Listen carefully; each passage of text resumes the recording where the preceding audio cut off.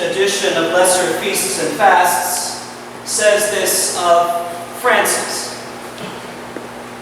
Of all the saints, Francis is perhaps the most popular and admired, but probably the least imitated. Few have attained to his total identification with the poverty and suffering of Christ. The compulsive editor in me is tempted to break out an editorial pen and add an asterisk at the end of that sentence with a footnote that says, "See Clare of Assisi." My first ever really thoughtful engagement with Clare probably goes back to Zeffirelli's famous film, Brother, Sun, Sister, Moon, which mixes the more popular depictions of a gentle Francis with his more historical, radical rejection of worldly wealth, his embrace of an austere life of poverty.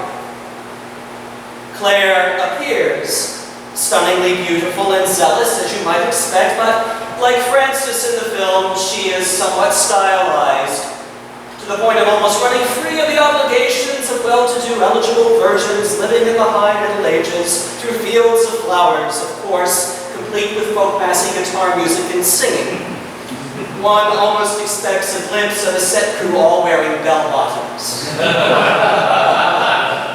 I digress only briefly to underscore how the popular imagination makes Clare very much like Francis, more sanitized and palatable to our materialistic, commodified world, the wide-eyed, innocent, earnest, pretty girl next door, more than the spiritually serious, disciplined figure of both record and tradition.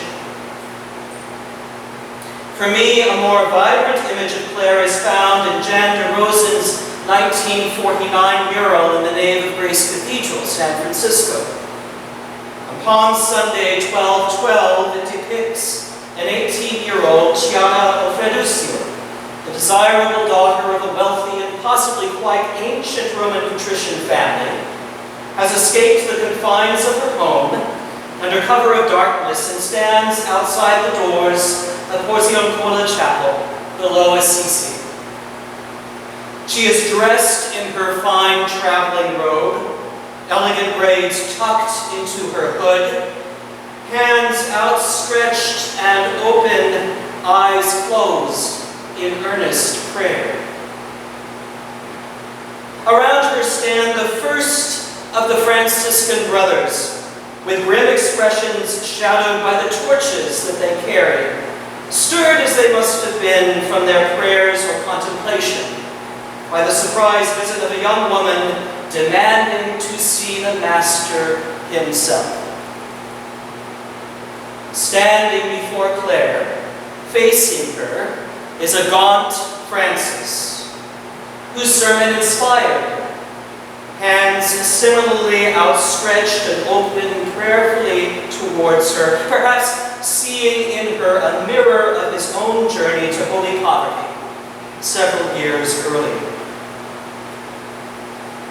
The painting captures the sense that Clare and Francis are reflections or dimensions of the same spirituality. For me, it also captures that Clare's insistence is too fierce to ignore or to turn away. We are only a few moments from her throwing her fine robe and jewels upon the altar, in her full embrace of Francis' call to radical poverty. Ah, the zeal of the newly converted. Francis must have had to think quickly about what to do with the zealous Clare. It would only bring about scandal or even open conflict with her family to house her amongst the brothers, so he found her temporary sanctuary in a Benedictine community of women. Within weeks, if not days, she had prevailed upon him to commit to building her a more permanent home on the grounds of San Damiano. Her father and uncles appeared and attempted, several times, it says, to forcibly remove her from her Benedictine sanctuary, but her will was unmoved. She clung fiercely to the altar and threw off the veil to show them her cropped hair, as witness to the seriousness of her commitment. This was the first of Clare's open acts of disobedience to the early 13th century world she was born into. It would not be her last. Her value to the patriarchs of her family was in an economically or politically advantageous marriage. Once an asset, her turning to radical poverty and this new, strange, and scandalous movement, leaving the protection of her familial household, now made her a liability. Doubtless her name was already on the lips of the local gossips. The murmurings and questions likely dogged her family's esteem in even the politest of company. But Clare insisted that she now belonged to a different spiritual, if not cosmic, order. Obedience for her now meant something different. For her spouse, as she asserted, would be Christ himself. Austere poverty would be her practice. And even as the scandal she represented in a highly ordered patriarchal world would make the ears of pontiffs burn, she would not be deterred. As she would later put it, we become what we love. Who we love shapes what we become. Clare's journey made her among the most influential women in Christianity and religious life in nearly 1,000 years. Not since Macrina had taught and disciplined her more famous brothers, Basil of Caesarea and Gregory of Nyssa in the Nicene Age, did one woman's actions and witness so shape and form much of what was to come. You see, if Francis was dangerous, Clare was more so. Her example doubly underlined the danger of the Franciscan movement and its inspiration. The movement renewed awareness that the gospel of Christ offered a radical counterpoint, not an affirmation, to the worldly consolidation of wealth and power, especially in the hands of the church and in the hands of the ancient religious houses. By the time Clare had moved next door to San Damiano, where her sister Agnes, perhaps multiple sisters, and even her devout mother ultimately joined her, a community of women began to form. Initially, Francis oversaw their life. Eventually, Clare became their abbess. They adopted a fourth additional vow to the mendicant three of poverty, chastity, and obedience: enclosure. Her cloistered group became known for its life of simple prayer, quietude, contemplation, manual labor, and acts of service to the poorest of the poor. Clare prayerfully struggled with what obedience meant for the rest of her natural life. Tradition holds that her community's initially strict observance of a vegetarian diet, remaining barefoot and sleeping on the floor, proved ultimately even too austere for her. She famously quipped, "Our bodies are not made of brass." But even as she relaxed that element of her sister's practice, she labored uncomfortably for years under a rule adapted from the Benedictines by Pope Gregory IX, where she would never relent, even in the face of offers of dispensation from the Pope himself, as from the radical poverty she had learned from Francis. This made her a voice of conscience, not only for her sisters in the way, but for the brothers of San Damiano and beyond. With the freedom to travel and spread the Franciscan message, the brothers constantly were confronted on the road with the severe limits of their vow of radical poverty. Francis himself would grow frustrated with the friars as they began to found houses and elements of the Benedictine organization began to seep through the cracks in their austere Franciscan resolve. But Clare held fast, obedient to her initial inspiration. Because she outlived Francis by 27 years, her witness would become a source of strength for the movement. With Clare's conscientious call to adhere to Francis' original vision, they would go out and more faithfully, at least a little bit more faithfully, struggle with their vows in the world. The tender young tree of the Franciscan movement and its multiplying branches, of which Clare's was the first, would become firmly rooted in the Christian forest. For Clare and her sisters, the world would have to come to them. And the world did. By the end, despite ill health and never leaving the grounds of her community's enclosure, Clare had held true to the vision of simple, radical adherence to the gospel, and inspired others well beyond her community to do the same.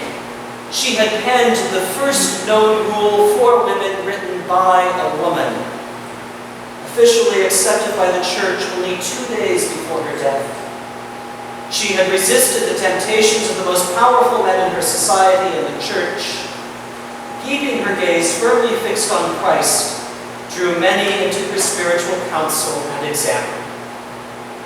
Clare's community of the Poor Ladies of St. Damien, upon her death, was rechristened the Poor Clares in her honor, and they persist around the world to this day in their enclosures of contemplation, radical poverty, offering intentions for those who ask, sharing what little they have with the poorest of the poor.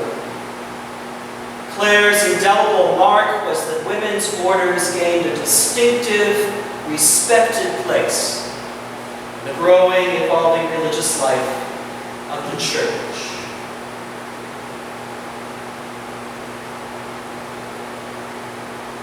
As we have considered obedience this week, I have been asking and wondering what we might draw from Clare's example. A blessing we have inherited distills Clare's final words on her deathbed, and perhaps provides us with a guide. It opens pithily with the simplicity of her vision. Live without fear. Brothers, in order to be dangerous and effective as religious, obedient voices of conscience for the Church and world, we are called to love as God loves them. We must learn and relearn to let go of our fears. Your Creator has made you holy.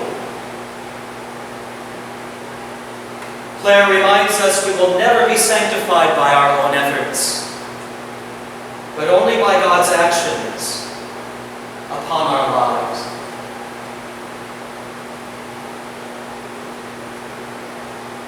God has always protected you and loves you as a mother. Somehow, in all that we have endured and suffered and struggled with as individuals and as a community, here we are this day. Some might say we have made it this far by grace, by God's grace alone. But Clare goes even further, reminding us that we are cherished beyond our wildest imaginings. Clare points to that bond far beyond words with the one who birthed us spiritually, a bond that can only be related to the deeply visceral love a devoted mother has for her children. This is yet another reason Clare tells us that we might obediently begin to let go of the fear that holds us back.